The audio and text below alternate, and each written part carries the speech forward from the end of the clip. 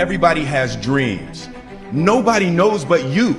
You can't get advice on what you should do with your life. Nobody knows what you are. Even sometimes you don't really even know what you are. You got to take your shot.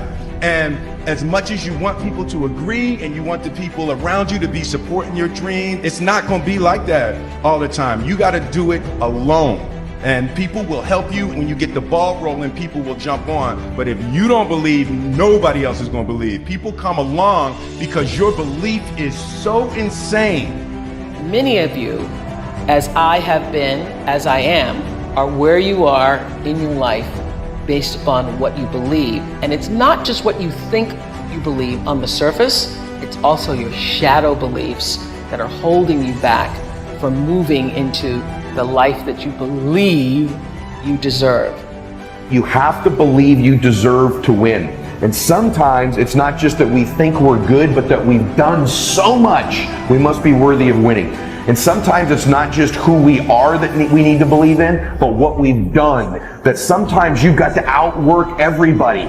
And you've got to be willing to do the things nobody else is willing to do, so you begin to convince yourself, man, I'm doing all the things everybody else is unwilling to do, so I deserve to get the results other people aren't going to get. Take ownership. Take extreme ownership. Don't make excuses. Don't blame any other person or any other thing. Get control of your ego.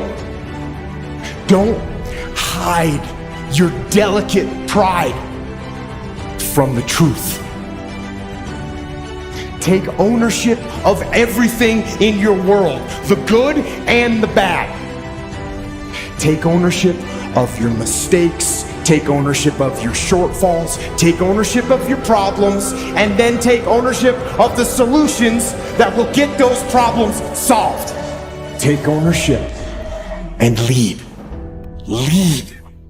Following your dreams is a lonely, solitary, scary, dangerous pursuit.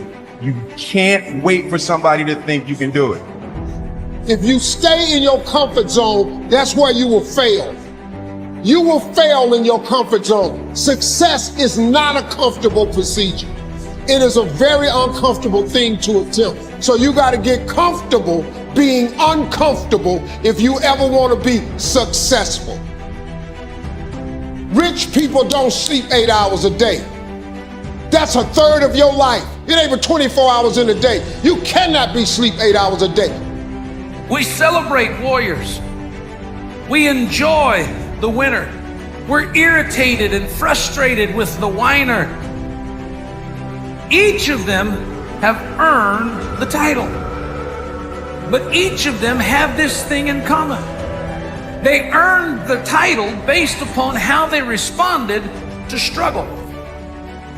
How can we crown someone a champion unless we've seen them struggle and overcome to be a winner? How would we know the valor and courage of a warrior unless he's endured the adversity of the battle? How do you know what the wimp is until you see them put their faith in fear and ignore a problem hoping somebody else is going to solve it? In this life, there is going to be struggle, and when they come, what will you do? What role will you play? Will you engage like the warrior? Will you complain like the whiner? Will you ignore it like the wimp? Or will you be what God created you to be, which is the winner? Do you believe that you're capable of change? Do you believe that good things happen when you go through a process of learning and taking steps? Do you believe that you can actually get out of your patterns? What stands between us and where we want to go? It's always the story we tell ourselves and why we can't achieve it. And if I wanted to boil it down, I would just say, what is your biggest why? What's your biggest goal that you would love? If it was a year from now, when we were sitting here, you're watching this, it was a year later, and it was the best year of your life, what would be the biggest thing that would have changed in your life? In order to have something different, you are going to have to do something different. In order to have something more, you have to do something you haven't done yet. That thing that you want, I guarantee you, you've convinced yourself that you're fine not having it. That's why you're not pushing yourself. It's the areas in your life where you've given up, where you've said, oh, I'm fine. There is not one thing that has ever happened to you, not one experience, not one encounter, not one crisis, not one joyful thing that hasn't happened just to make you better and help you rise.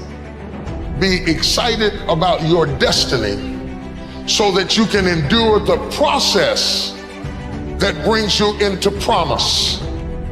Because there is a process before promise. And if you don't have at least a vision of the promise, the process will discourage you. There's a voice in you that has said, I can do this. I know others have failed. You have to lose your fear of failure. Failure is a part of the process. People who never fail, never try. You have to fail. You got to get it wrong to get it right. You learn nothing from winning. You only learn from your failures. I hate plan B. Every thought that you put into plan B, you're taking away now that thought and that energy from plan A. My number one competition is me. It's always you versus you. You got to be the one to get up every morning, be disciplined, put in the consistent daily hard work, because that gains success. No coach, no trainer, no mentor, no boss can do it. You versus you. Sit on your bed one day and ask yourself, what remarkably stupid things am I doing on a regular basis to absolutely screw up my life? What would happen if you consulted yourself about the best possible outcome for you? I just beat me. This ain't about nobody else. I don't give a fuck about nobody else. I just beat me. I'm in a battle with the only person that I really want to fucking beat, and that's me. If I can continue to outdo me from the day before, then I'm ahead. Don't go around telling people what your story is. Everybody has a story. It doesn't matter about what happens to you. What matters is, what are you going to do about it? One of the things limiting you from your income, your impact, a world-class life. You care too much about what people think about you. It is a neurobiological wiring. It served us thousands of years ago. We wanted to fit into the crowd because if we left the crowd or our social network, we would die of starvation or we would be eaten by saber-toothed tigers. Now we're in the modern age and we are frightened. We are terrified. Our amygdala goes crazy. Cortisol, the fear hormone, starts to pulse through our system if we leave the crowd. Everyone has an opinion. Why let the opinions of other people deny you from a life that will make history? It's very important that you engage in an ongoing process to develop you. Spend more time on yourself than what you've been spending. No matter what's going on in your life is not permanent. Everything is going to change. So there's two things you can do with change. You can react to it or you can participate in it. If you don't want to make waves, be mediocre, be normal, and fit in. It is far easier not to be successful. Do you have the courage to act outwardly on what you see inwardly? Or will you die a dreamer? Will you die on the verge and on the edge and in the land of coulda, woulda, and shoulda?